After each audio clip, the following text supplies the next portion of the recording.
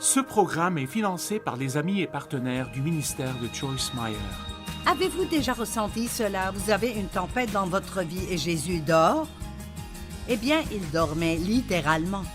Tout ce remue-ménage se passait autour de lui, mais il dormait. Savez-vous pourquoi? Parce qu'il savait déjà que quoi qu'il arrive au milieu, il finirait de l'autre côté.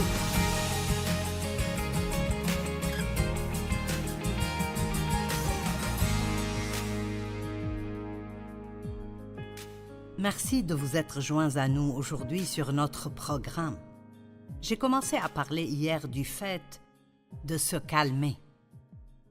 Et j'ai mentionné à quel point ce mot sonne bien. Calme. Rien qu'en le disant, ça me calme. Il y a tellement d'agitation dans le monde et tellement de choses à cause desquelles les gens peuvent être en colère. Mais j'ai de bonnes nouvelles pour vous aujourd'hui. Ce n'est pas parce que vous avez quelque chose qui vous contrarie que vous devez être contrarié. Je viens d'y penser, juste avant de commencer ce programme. Ce n'est pas parce que vous passez par quelque chose de contrariant que vous devez être contrarié. Et peut-être que c'est la première leçon que nous devons apprendre. Je connais des parents qui pensent qu'ils sont mauvais s'ils ne s'inquiètent pas pour leurs enfants. Mais ce n'est pas vrai du tout. Vous n'avez pas à vous soucier de vos enfants. C'est quelque chose que vous décidez de faire. Et nos émotions peuvent commencer à s'élever ou à s'effondrer, mais nous ne sommes pas obligés de les suivre. Jésus nous a dit qu'il nous a laissé sa paix.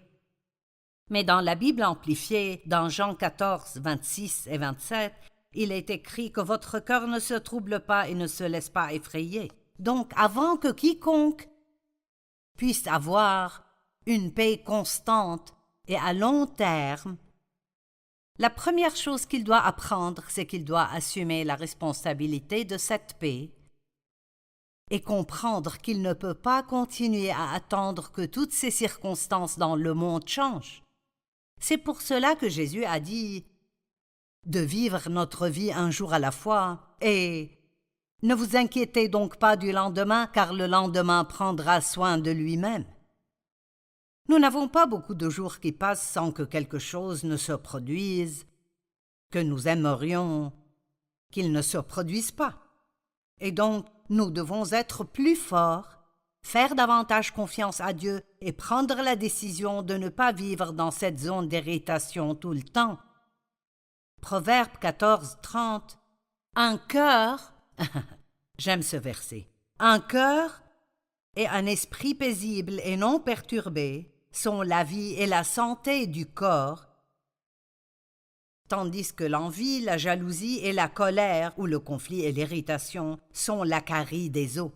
Donc cela nous dit que tout ce stress, cette anxiété et cette colère que nous vivons dans le monde affectent notre santé d'une manière très négative. Et effectivement, il y a plus de personnes malades aujourd'hui qu'il n'y en a jamais eu.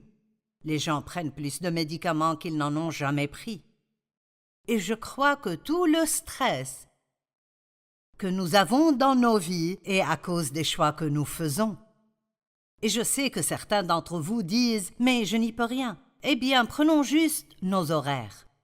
Si je demande combien d'entre vous ont plus à faire de ce qui est humainement possible, la plupart d'entre vous diraient « Oui, c'est moi ». Eh bien, vous pouvez changer votre emploi du temps et dire non à certaines choses. Nous n'avons pas à charger nos vies jusqu'à ne plus avoir du temps du tout pour quoi que ce soit.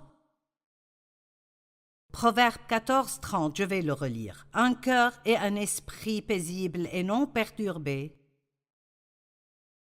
sont la vie et la santé du corps, tandis que l'envie, la jalousie et la colère sont la carie des os. Donc vous pourriez dire que chaque jour où vous restez calme est comme un jour où vous avez une perfusion toute la journée de santé et de nutrition. Le fait d'attendre Dieu plutôt que d'agir émotionnellement nous donne la force de faire tout ce que nous devons faire quand Dieu nous dirige lui-même. Nous ne pouvons pas entendre Dieu quand nous sommes irrités, nous devons nous calmer. Arrêtez et sachez que je suis Dieu. Ésaïe 40, 31, nous le connaissons tous. C'est l'un de nos passages préférés. Mais il est tellement vrai. Mais ceux qui attendent le Seigneur, et que signifie ce terme? Nous en avons parlé hier. Attendre, rechercher et espérer en lui. L'attente n'est pas une chose passive, c'est quelque chose de très actif spirituellement. Vous croyez, vous faites confiance, vous vous attendez à ce que Dieu se montre à tout moment. Mais ceux qui attendent le Seigneur renouvellent leur force. Ils prennent leur envol et montent près de Dieu comme les aigles s'élèvent dans les cieux. Ils courent sans s'épuiser, ils marchent sans se fatiguer et sans s'épuiser. Vous vous sentez fatigué tout le temps parce que vous laissez vos émotions diriger votre vie. Et c'est ainsi que j'ai vécu la plupart des années de ma vie. Nous sommes appelés à être des témoins dans le monde. Et être un témoin est une chose différente de simplement parler de Jésus. C'est de vivre le genre de vie que Jésus vivrait ou a vécu quand il était sur terre devant les gens. C'est François d'Assise qui a dit « Prêchez en tout temps et, si nécessaire, utilisez des mots. En d'autres termes, laissez votre vie être un sermon pour les gens autour de vous. » Et je pense que l'un des meilleurs moyens d'y parvenir est de rester calme dans les situations où tout le monde est contrarié. Disons que vous entendez dire qu'il y aura beaucoup de licenciements dans votre lieu de travail. Eh bien, naturellement, les gens auront peur et ils seront inquiets. Mais nous pouvons vivre dans le surnaturel et faire confiance à Dieu parce que nous sommes entre ses mains et il peut préserver notre emploi ou il peut nous en trouver un autre qui est meilleur encore. Nous n'avons pas à avoir peur et à nous inquiéter. Au lieu de cela, nous pouvons rester calmes et faire confiance à Dieu. Si vous faites cela, rapidement, les gens vous diront « Comment pouvez-vous rester aussi calme au milieu de toutes ces menaces de licenciement ?» Et là, vous direz « Parce qu'au lieu de stresser, j'ai décidé de mettre ma confiance en Dieu. Il s'occupera de moi. » Et quand les gens vous demandent ce qui est différent dans votre vie, alors ils sont ouverts et prêts à vous entendre. 2 Timothée 4, 2. Paul dit à Timothée, un jeune prédicateur, comment il doit vivre sa vie. Et il croyait qu'il vivait dans les derniers jours. Il s'attendait à ce que Christ revienne à tout moment. Il a dit, annonce et prêche la parole. Garde ton sens d'urgence. Sois prêt à tout moment, insiste en toute occasion, qu'elle soit favorable ou non. En toute circonstance, en tant que prédicateur de la parole, montre aux gens dans quel domaine leur vie est répréhensible. N'est-ce pas si beau? Vous devez montrer aux gens, pas dire aux gens. Combien de fois allez-vous dire à quelqu'un ce qu'il fait de mal et il sera content que vous le lui disiez? Pas très souvent. La plupart du temps, c'est ce qui mène aux disputes et aux conflits. Mais il dit, si vous vivez de la bonne manière, vous pourrez montrer aux gens par la façon dont vous vivez ce qui ne va pas dans leur vie. Donc, je pense que l'un des plus grands témoignages de notre foi en Dieu est de rester calme quand vraiment nos circonstances dictent que nous devrions être contrariés. Montrer aux gens une vie meilleure qui leur serait disponible en étant un exemple. Tout le monde veut une vie meilleure. Montrez-leur que vous pouvez avoir de la joie dans les moments difficiles. Montrez-leur ce que c'est que d'être généreux. Montrez-leur ce que c'est que d'être paisible, d'être patient, d'avoir de la joie, de la paix et d'être gentil. Vous n'avez pas à prêcher avec des mots nécessairement, et je ne dis pas que c'est mauvais si la porte est ouverte pour le faire, mais nous pouvons tous prêcher un sermon en vivant notre vie de la bonne manière. Restez calme, posé et stable, et continuez à travailler dans le royaume. Jésus est resté calme lors des tempêtes, et en effet, son exemple a fait que les disciples ont cru d'autant plus en lui. Marc 4, 35. Ce jour-là, le soir venu, écoutez ceci, Jésus leur dit « Passons sur l'autre rive ». Maintenant, quand Jésus dit « Passons sur l'autre rive », il veut dire « Nous arriverons à l'autre côté ». Après avoir envoyé la foule, ils l'emmenèrent dans la barque où il se trouvait. Il y avait aussi d'autres barques avec lui. Un vent violent s'éleva. Une traduction appelle ce vent un ouragan. Et les vagues se jetaient sur la barque, au point qu'elle se remplissait déjà. Et lui, il dormait à l'arrière sur le coussin. Avez-vous déjà ressenti cela? Vous avez une tempête dans votre vie et Jésus dort? Eh bien, il dormait littéralement. Tout ce remue-ménage se passait autour de lui, mais il dormait. Savez-vous pourquoi? Parce qu'il savait déjà que quoi qu'il arrive au milieu, il finirait de l'autre côté. Ils le réveillèrent et lui dirent « Maître, cela ne te fait rien que nous soyons en train de mourir ?» Il se réveilla, menaça le vent et dit à la mer « Silence, tais-toi !» Maintenant, il ne pouvait déclarer la paix sur la tempête que parce qu'il avait la paix en lui. Et c'est très important que nous maintenions un calme intérieur et une paix intérieure. Si vous pensez à l'océan qui est profond, il peut y avoir une tempête terrible, forte et furieuse à la surface de l'océan. Les vagues qui frappent, le vent qui souffle.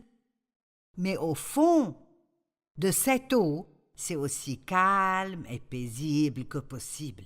Et c'est ainsi que nos vies peuvent être. Peu importe ce qui se passe autour de nous, au fond de nous, nous pouvons rester calmes et paisibles si nous avons confiance en Dieu. Il dit à la mer « Silence, tais-toi !» Le vent tomba et il y eut un grand calme. Puis il leur dit « Pourquoi êtes-vous si craintifs? Où est votre foi ?» Ils furent saisis d'une grande frayeur et ils se dirent « Qui est donc cet homme? Même le vent et la mer lui obéissent. » Vous savez, la stabilité de Dave. Après notre mariage, je ne savais pas vraiment ce qu'était le calme et la paix. J'avais vécu dans le tourment une grande partie de ma vie. J'ai été abusée sexuellement par mon père.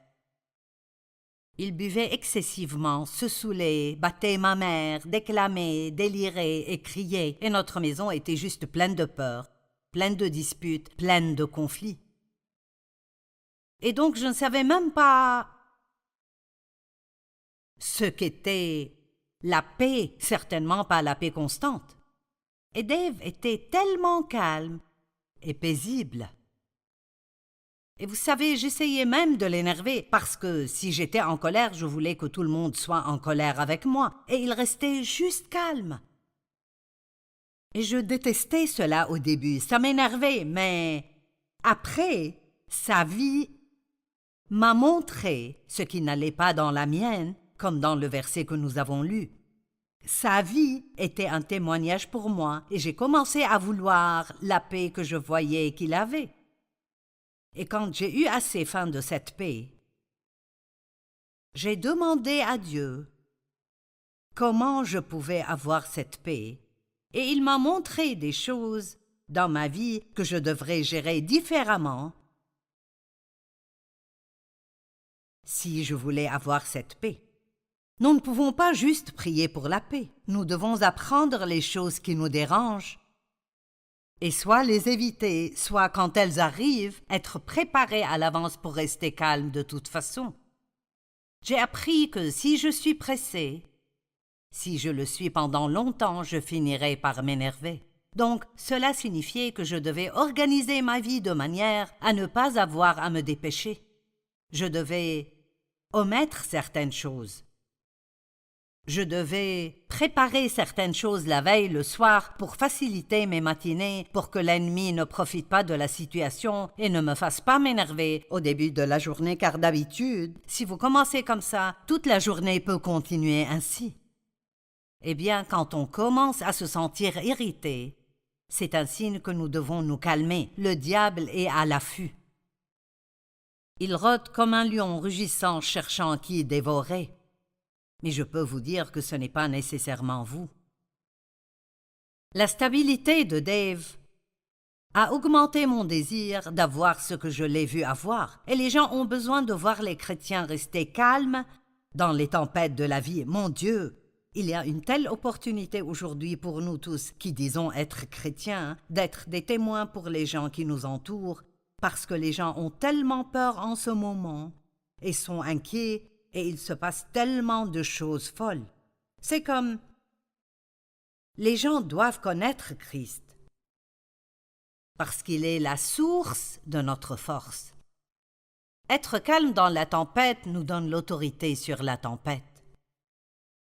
En lisant de Marc 4, 35 jusqu'au chapitre 5, verset 1, souvenez-vous que le verset 35 dit « Passons à l'autre rive ». Et au chapitre 5, verset 1, il est écrit « Ils arrivèrent sur l'autre rive ». Et j'aime ça.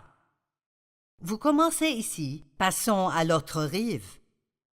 Mais vous voyez au milieu, et il y a toujours un milieu, c'est là que l'ennemi essaie de vous éliminer, de voler votre foi, de vous faire abandonner vos rêves, de vous faire croire que vos prières ne seront pas exaucées. Mais si vous restez calme et stable et vous continuez à faire ce que vous croyez que Dieu veut que vous fassiez, vous finirez sûrement de l'autre côté. Je le sais de la parole de Dieu, mais aussi de ma propre vie.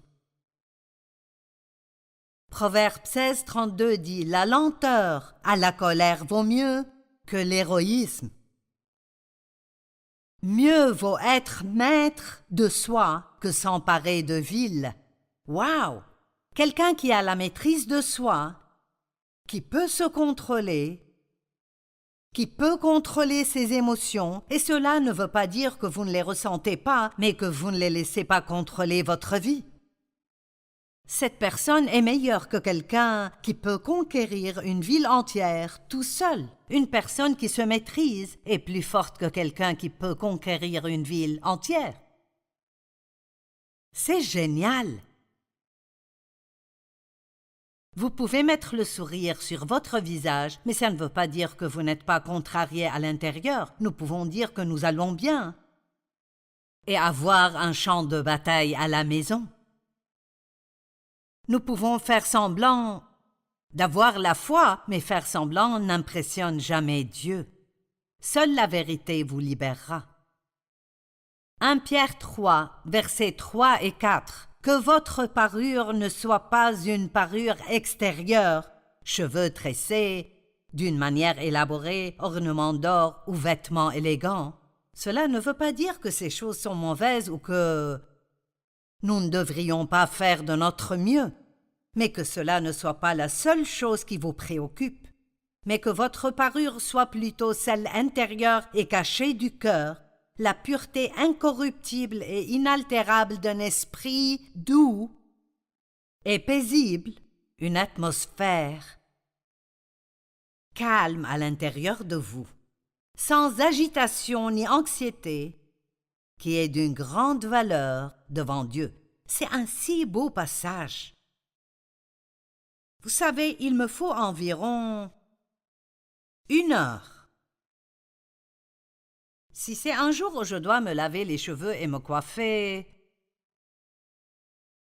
le temps que je prenne une douche, que je me maquille, que je me coiffe, que je mette mes vêtements, cela me prend environ 1 heure. Eh bien, je fais ça tous les jours pour être bien quand je sors. Eh bien, est-ce que je passe le même temps à me préparer spirituellement? Dieu merci, je le fais. En fait, je passe un peu plus que cela. Mais combien de personnes passeront cette heure à paraître beau extérieurement, mais elles ne passeront même pas 2 minutes à essayer de s'assurer que leur cœur est juste. Laissez-moi vous dire, si vous passez du temps avec Dieu au début de la journée, c'est l'investissement de temps le plus sage que vous puissiez faire. Asseyez-vous silencieusement dans sa présence. Dites-lui ce dont vous avez besoin. Passez du temps à étudier la parole. Écoutez un bon enseignement ou regardez-moi à la télé. Mettez la parole en vous et enthousiasmez-vous en vous rappelant les choses que Dieu veut que vous fassiez. Soyez doux, soyez paisible, pas anxieux, ni inquiet, ni contrarié, pas tendu, mais détendu. Entraînez-vous à rester détendu intérieurement. Asseyez-vous et détendez-vous. Entraînez-vous à être calme car cela détruit le mal. J'aime cela. Le diable ne sait pas quoi faire de vous si vous restez calme dans les tempêtes de la vie. Maintenant, 5 portes s'ouvrent pour vous contrarier. Wow! Eh bien, la première chose, c'est quand nos plans échouent. Oh, tous les planificateurs, méfiez-vous, car les choses ne se dérouleront pas toujours comme vous les avez planifiées. Maintenant, je pense qu'avoir un plan est bien, mais nous devons toujours présenter ce plan à Dieu. Sachez que tout est entre ses mains. Et priez même peut-être quotidiennement. Seigneur, tu sais ce que j'ai prévu aujourd'hui, je vais faire ceci et cela. Mais si mes plans ne fonctionnent pas, aide-moi à rester calme et à ne pas m'énerver. Prévoyez à l'avance de rester calme si vos plans échouent, et peut-être que cela arrivera plus souvent. Faites un plan puis offrez-le à Dieu. Proverbe 16:9 dit « Le cœur de l'homme peut méditer sa voie, mais c'est l'Éternel qui dirige ses pas. » La deuxième porte ouverte, quand les autres ne font pas ce qui est juste.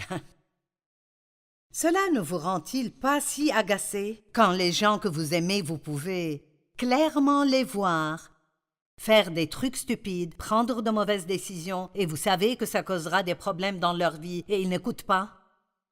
Eh bien, nous devons apprendre que chacun a le droit de faire ses propres choix lorsqu'il atteint un certain âge, et que parfois la seule façon pour les gens d'apprendre est de faire et d'obtenir les résultats de ce qu'ils ont fait. Cela ne nous sert à rien d'être énervé à cause des mauvaises décisions des autres. La troisième porte ouverte, quand nous devons attendre la gratification et la récompense, quand nous faisons la bonne chose mais la bonne chose ne nous arrive pas. Je pense que cela montre une grande maturité spirituelle si vous pouvez faire ce qui est juste quand de bonnes choses ne vous arrivent pas. Si vous pouvez bien traiter les gens alors qu'ils ne vous traitent pas bien. J'ai semé, mais je n'ai pas encore récolté. J'ai besoin d'un résultat plus rapide. J'ai prié, mais Dieu n'a pas répondu. J'ai fait de bonnes œuvres et rien n'a changé pour moi. Eh bien, il faut attendre. Dieu nous dit que nous recevons les promesses de Dieu par la foi et la patience. Pas seulement par la foi, mais par la foi et la patience. Je parle souvent de la femme qui est venue à l'hôtel quand j'offrais de prier pour les gens, et elle a mis ses mains sur ses hanches et elle a dit « Je veux récupérer mon argent ». Et j'ai pensé « De quoi parles-tu donc ?» J'ai dit « Qu'est-ce que tu veux dire par là ?» Elle a dit « Je t'ai écouté et j'ai fait ce que tu as dit de faire pendant 2 semaines et j'ai donné des offrandes et rien n'a changé dans ma vie. » Eh bien, j'ai fait tout ce que je pouvais pour ne pas rire et ce n'était pas parce que sa situation était drôle, mais j'ai pensé, voilà quelqu'un qui n'a aucune expérience avec Dieu, qui pense qu'elle peut avoir une vie pleine de fautes et faire une bonne chose et tout réparer du jour au lendemain. Donnons au moins à Dieu le même temps que nous donnons au diable pour gâcher nos vies. Donnons à Dieu au moins autant de temps pour les réparer. Oui, Dieu pourrait réparer surnaturellement tous les problèmes que nous avons, mais ce n'est pas ce qui arrivera. Il nous guide à travers les choses et nous enseigne des choses et il nous délivre, mais il le fait petit à petit. Et puis la 5e porte, c'est quand on est fatigué et en mauvaise santé. Eh bien, si l'ennemi veut m'attaquer à un moment, je dois faire très attention si je suis super fatigué. Écoutez-moi, devenez-vous grincheux et irritable lorsque vous êtes fatigué? Pourquoi pensons-nous que nous pouvons maltraiter les gens parce que nous ne nous sentons pas bien? Parfois, c'est juste notre façon de voir les choses. L'ennemi cherchera chaque petite porte ouverte pour essayer de vous contrarier. Mais mon conseil pour vous est de vous calmer et de vous réjouir.